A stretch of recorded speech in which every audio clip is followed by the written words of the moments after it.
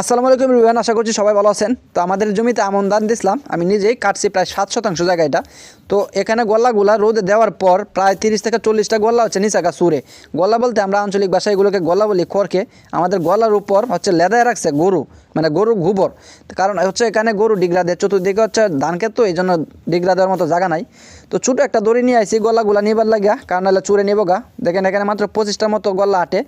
এরকম গল্লা বা ধানের খড় খুবই শুকাইলে পরে খুবই পাতলা হয়, দেখতেছি মানুষ আসছে কিনা, কিন্তু কোনো জায়গায় কোনো মানুষ না দেখা নিজে নিজে তুলছে এবং নিজে নিজে ভিডিও করতেছে। একটা গলার উপর রাখছিলাম ক্যামেরাটা, কারণ আমার কোনো ক্যামেরাম্যানও নাই এবং কোনো পার্টনারও নাই, এখানে বোঝা তুলে দেওয়ার মতো কোনো মানুষ নাই।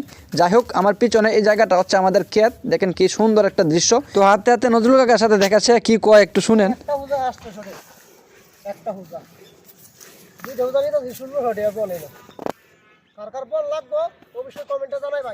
তো নজরুল কাকার একটু সুখ দুঃখের আলাপ শুনলাম, তারপর কাকার দেখাইতেছি নতুন মোবাইলটা কিনছি, যে কাকা কইতেছে ওয়াও বাতিজা অস্থির। কাকা মোবাইলে ক্যামেরা দেখে প্রশংসা করতেছে, পরে কাকারে কইছি কাকা তোমার দুইটা ছবি তুলি, কাকা তো কই ওয়াও মাশাআল্লাহ এত সুন্দর ছবি। কাকারে কইলাম আমার একটা ছবি তুলে দিও। এরপরে কাকা যারা কৃষি কাজ করে তাদের উদ্দেশ্যে দুইটা পরামর্শ দিছে, টিপস দিছে কিভাবে বেশি কাজ করবেন। বেশি কেয়ার জমানো যায় একসাথে নাকি, এবং খুব শক্তিশালী হয় বোঝাটা।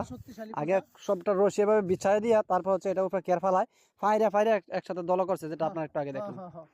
তো 2 কাঠা জমিনের কেয়ার আমি 2টা ফুজাই দিয়ে নিতেছি, সকলে দোয়া করবে। তো এরপরে কাকু কইতাছে বাস্তা তুমি হুজারা তুলে দিছি।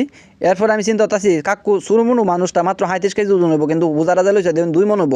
মানে চিন্তা করি যে গ্রামের মানুষ এতটা পরিশ্রমী হয়, গ্রামের মানুষের সাথে শহরের মানুষের কোনো তুলনাই হয় না। এই জন্য গ্রামের মানুষের অসুখ বিসুখ কম হয়, ডায়াবেটিসও কম হয়। তো কাকুরে বুজারা তুলে দিয়ে আইসি আমার কেটে এখানে, এখানে গল্লাটি রাখবা লাগিয়া। তো গল্লাটি রাখছি এবং এখানে ধানও নিতে হইব, কারণ গল্লা যেমন আছে ধানও তো আছে। ধান প্রায় আড়াই মন মতো হয়েছে, মানে 2 থেকে 3টার মতো বস্তা হইব।